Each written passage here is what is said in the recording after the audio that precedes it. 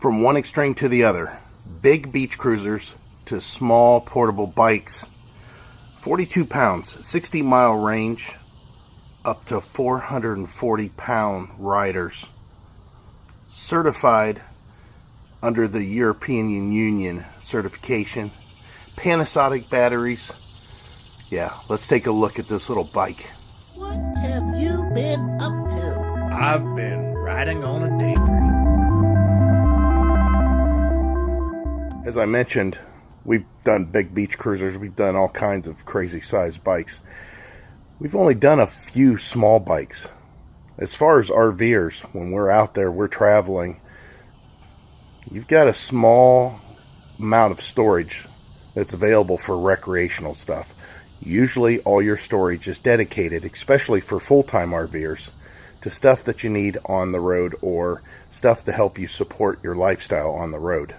And usually one of them's not a bicycle, so you end up getting a rack that goes on the back of your RV. Then your bikes are subject to weather and thieves and whatever else may come around, especially backing into areas or people backing into you. This is something that is so small, you should be able to find a spot for it. But it doesn't mean it's small in what it can do. So this is the Mihogo Mini Pro. And let me tell you, at time of filming, right now, you could buy 2 of these for less than $900. 2 of them. So first, let me tell you a little bit about Mihogo. If you guys remember, I just did a release on a Mihogo bike about 4 months ago. And it was a brand new folding bike. It was a magnesium bike. And boy, did I have a ton of comments on that one. It was really cool. The thing is a bright color. It's a shiny coat on it. It's just got a good paint job. It was very lightweight for its size. Good power, good ride. It was a really good offering for their first folding bike. Now, this company was basically founded in 2016 in California, and they're trying to put together some really good, unique bikes that break the mold from what we normally see out there. So, without further ado, let me go ahead and open this up and get this thing out.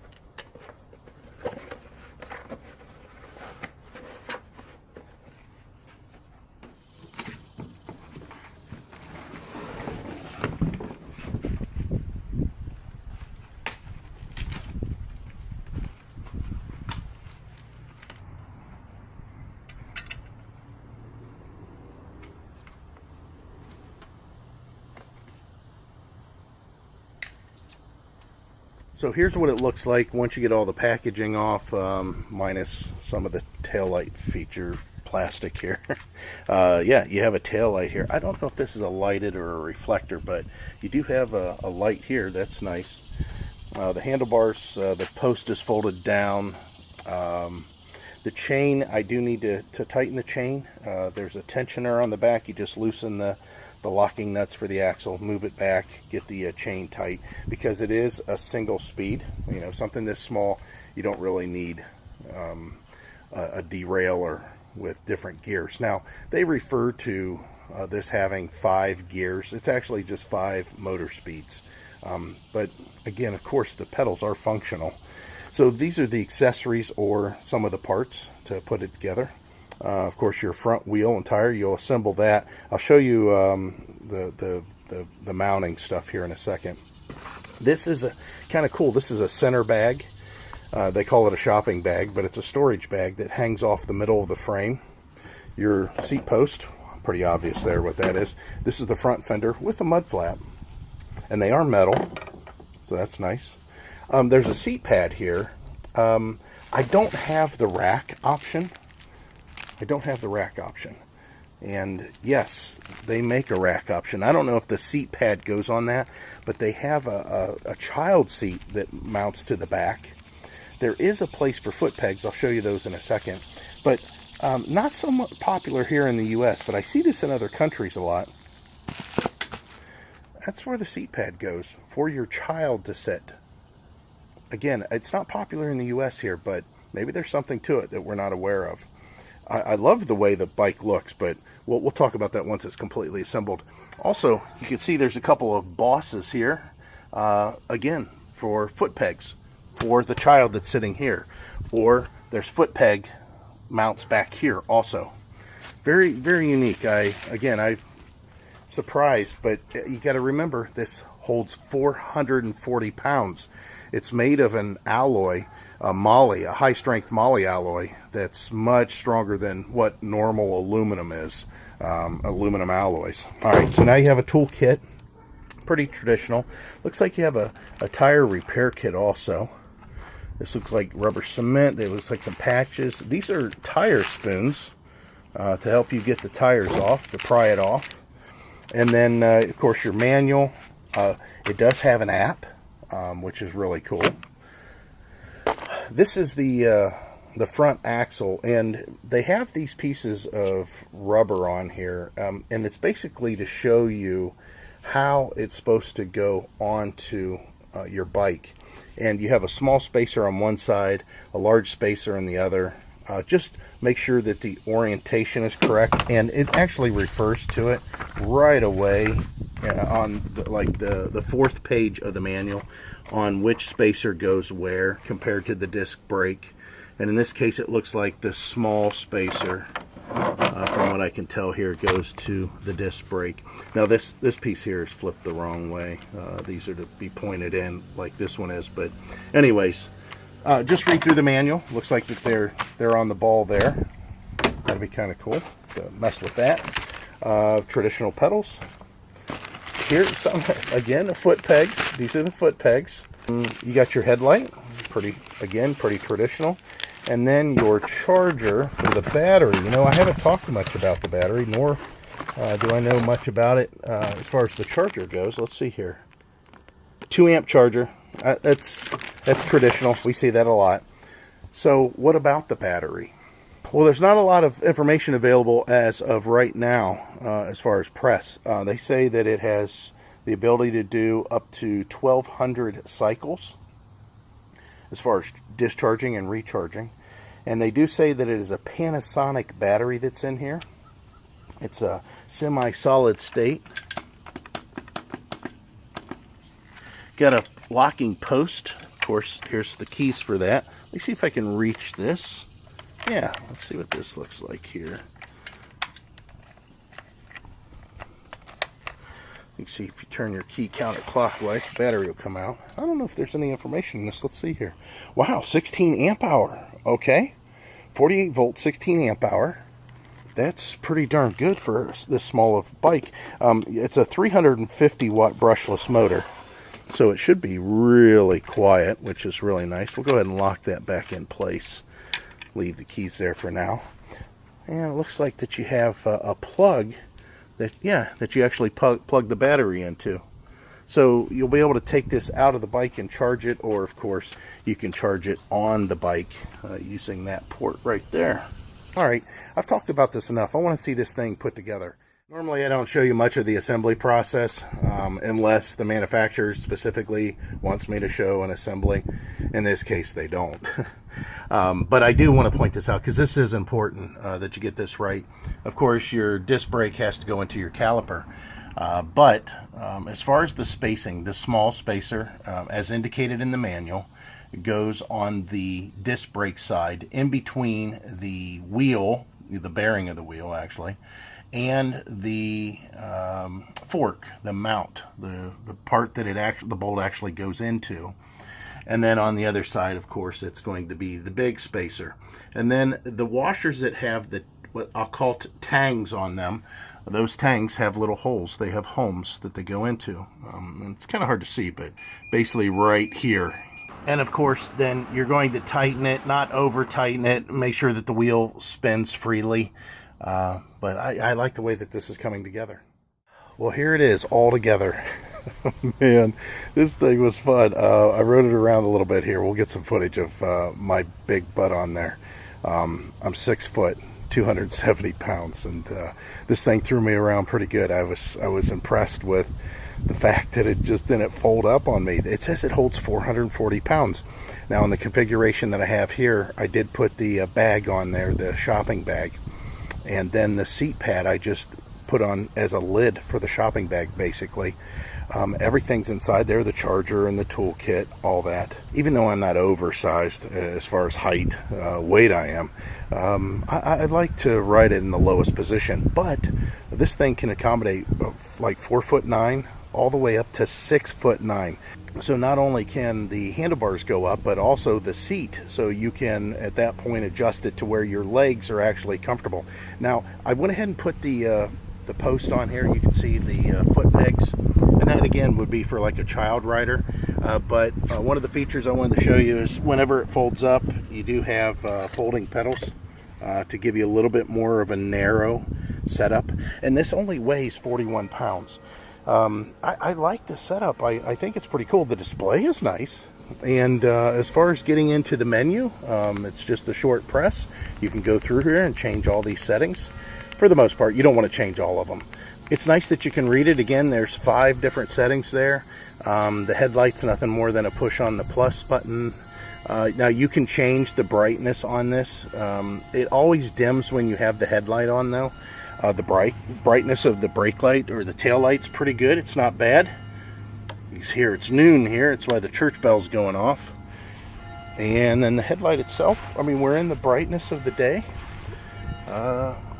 It's pretty good. You can see pretty well.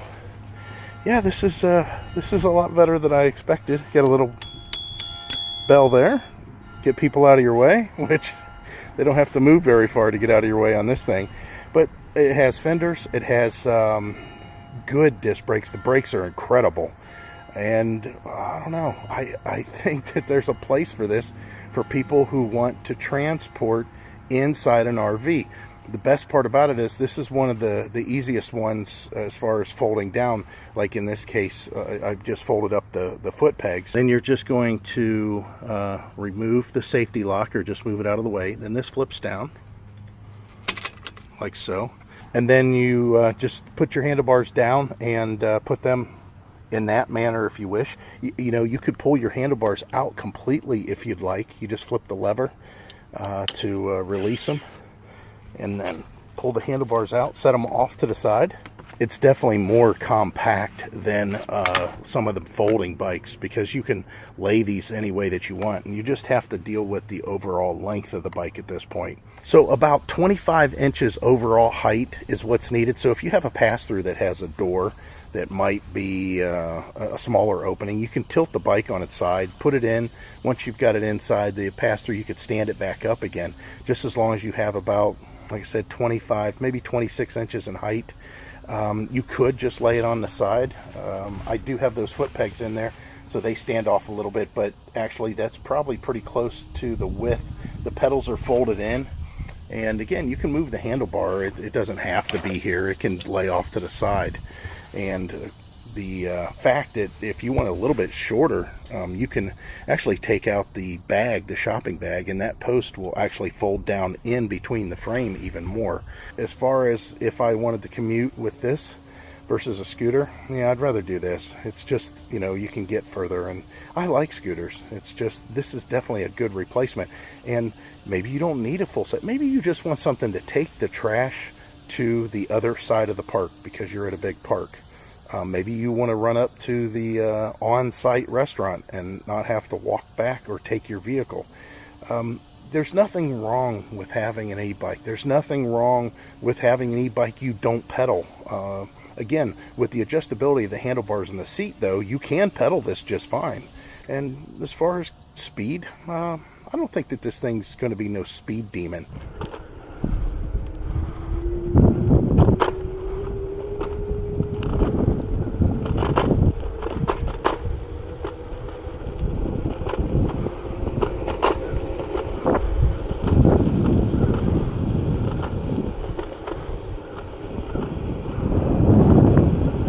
Howdy.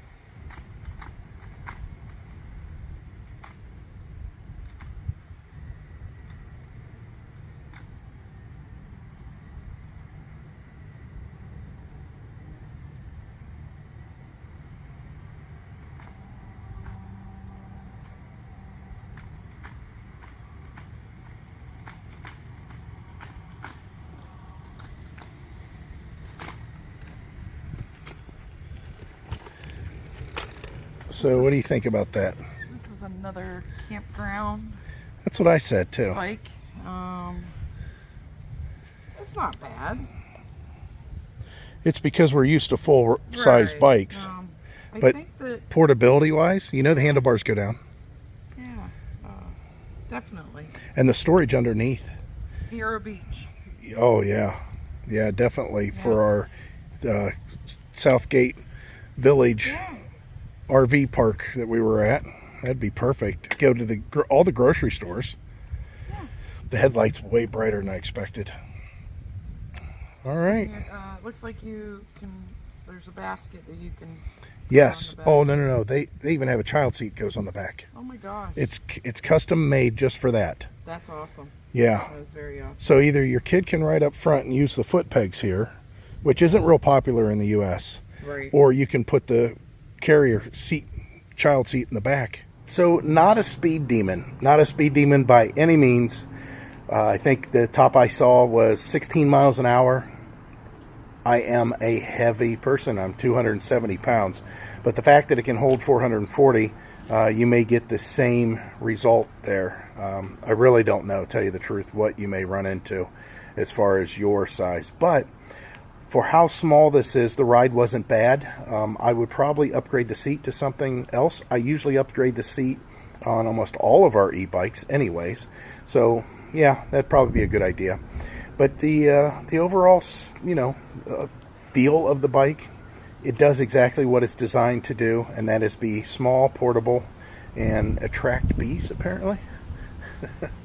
But it's easily to be able to fold up and put away. Good bike for in the park to commute around.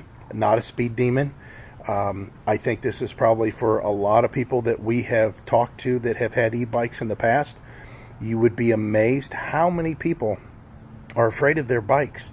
They're afraid it's going to take off on them. They're afraid they're going to fall off. You can just step off this one. I mean, this one, to fall off of it, you really have to fall off of it. It really, it's so small in its size that you just put your feet down and that's it. Walk away from it. So again, the links will be down below for this. So this is the Mihogo Mini Pro. And while supplies last, you might be able to get this thing pretty cheap. Again, using the Indiegogo Super Early Bird promotion codes. Appreciate it. As always, guys, we hope to see you out there. Bye.